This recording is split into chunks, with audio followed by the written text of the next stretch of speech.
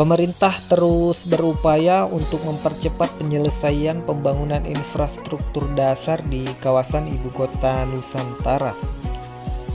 Dari total 75 paket pekerjaan infrastruktur dasar IKN dengan nilai 46 triliun, sebanyak 39 paket yang masuk dalam tahap pertama telah terkontrak hingga awal April 2023. Nah, dari 39 paket ini progresnya itu sudah berkisar 51%. Artinya tinggal tersisa 49% lagi ya, dengan durasi waktu kurang lebih 8 bulan.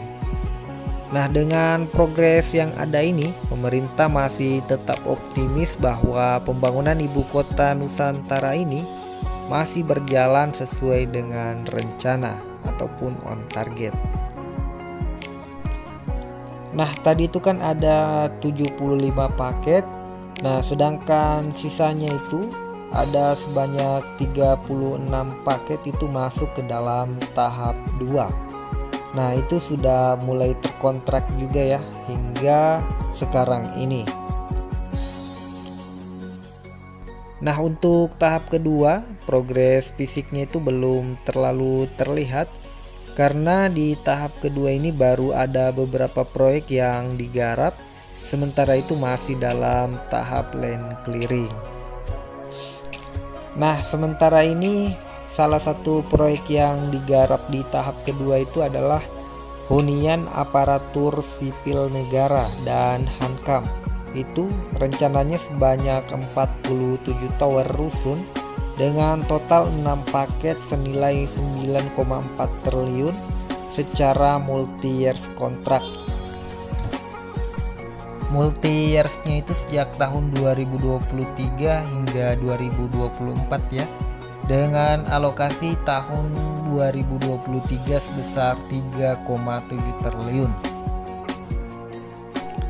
Nah, sebagai informasi dari Kementerian PUPR, Basuki Hadi Muljono mengatakan pihaknya telah menggelontorkan dana sebesar 24,16 triliun untuk pembangunan ibu kota Nusantara sejak tahun 2020 hingga Maret 2023 ini, khususnya untuk di tahap pertama.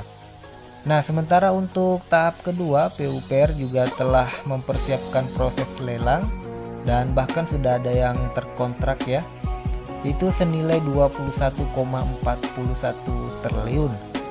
Berdasarkan perhitungannya, pembangunan ibu kota Nusantara akan mengucurkan dana sekitar 62,7 triliun sebanyak 76 paket pekerjaan pada tahun 2020 hingga 2024. Jadi sangat banyak ya paket pekerjaan pembangunan proyek di ibu kota Nusantara ini.